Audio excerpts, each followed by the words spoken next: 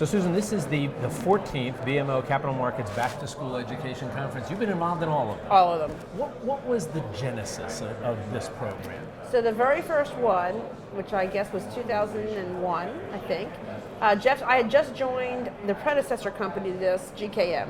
They had a fabulous analyst, Jeff Silber, who is our still fabulous analyst, and he wrote a piece connecting the financial performance of companies on a seasonal basis to back to school. So I read the piece and I said, Jeff, why don't we do a conference in September, back to school? And it's interesting, you made this connection, and it's obvious that there would be. The same way Toys R Us always fluctuates around Christmas, why wouldn't education companies fluctuate about back to school? Most people look at back to school as the new year. Exactly. Truly. So he had this thesis. We did the very first one at the St. Regis. It was tiny. It was 100 people. We were thrilled and delighted. And at that time, the big news was charter schools. The star presenter at that conference was Chris Whittle, who had just taken Edison Schools public. And of course, there are no charter school businesses that we're profiling today. So when you say what's changed, tons have changed in between then and now. Talk about, let's talk about first logistical changes. How many folks do you have here at the 14th event? Oh my gosh. There's probably 950 attendees, so it's very much bigger. Lots of people involved now. Yeah. How is it structured? What are you hoping to provide for the people who attend this? So there are really three constituents. There are public investors who are here to see the public companies. There are private investors, private equity firms and venture capital firms. And lastly, and frankly, in my opinion, most importantly, there are the companies. So the companies are here both to talk to investors. If they're public companies, they're talking to public investors. There's 75% of the companies are privately held. That's the mix for the most part. So obviously they're not here to talk to the public investors.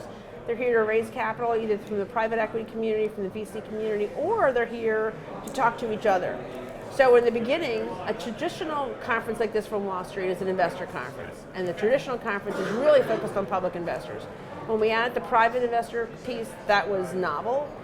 Now we're at a point where we want you to come and talk to each other. And our hope would be that at the conclusion of that talking to each other, strategic relationships are formed. Sometimes it's I'm going to sell you something. Sometimes it's you're going to sell me something. Sometimes it's we're going to put these two companies together because we're better and stronger if we do that. So there's all kinds of conversations going that don't involve bankers. Very sad. But they do involve each other, and that's a big part of what we're trying to accomplish. So it has become, in essence, a learning experience for the companies, not just an investor experience, but an opportunity to share ideas and expand their horizons in some fashion? I'd say 4 or 5 years into this, Jeff Silber came to me afterwards, the research analyst, and he said, this is no longer an investor conference. I said, what do you mean? Of course it's a great investor conference. He said, no, this is an industry conference. This is not any longer an investor conference, which I think that we're proud of that. We're proud of the fact that it's not just about us. Although we'd like it to be about us. That's nice. Everybody likes it to be about them. But anyway, we do think that putting these people together actually adds to our franchise for sure, but hopefully adds to their franchise. When you try and assess the notion of success of a conference like this, certainly growth is one of the metrics you use, and by that standard, this has been enormously successful. Right. As you said, barely 100 the first time, 14th you got almost 1,000 people. Right.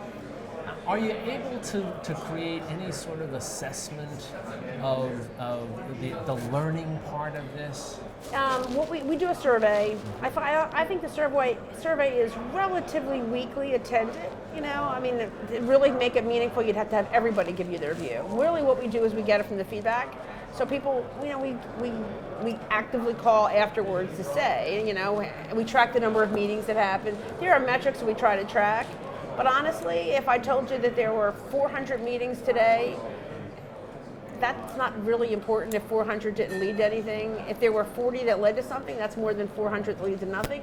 So what we're really hoping is to get feedback from the clients to say, in fact, I met this guy there, and that was and I've had that over the years consistently. This is an expensive thing for us to put on. And so somebody said to me, how do you know that it makes a difference? It's like, because people tell me that they're doing this transaction because they met this guy at this conference 4 years ago, and they're doing a transaction today on it.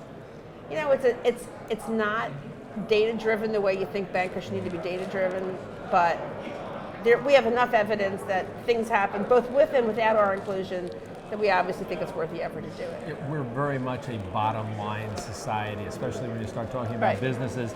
BMO Capital Markets have been doing this for 14 years. It's a big production. Right. I'm sure it's an expensive production. Right. What's the value to your company of sponsoring a gathering such as this? It's brand building. Obviously, one of the ways we believe that we are the dominant provider of investment banking services to the sector. We think this is a contributor to it. So lots of people have interaction with us that we normally wouldn't have gotten to because they come because they want the branding of this event. So people who might not otherwise want to spend time with an investment banker are sort of okay with that in an exchange to do this. So I think that certainly it builds the brand, it builds our dialogue with these companies, it builds our credibility within the sector, and it builds our own domain expertise. So, at the end of the day, you're only as good as what you know.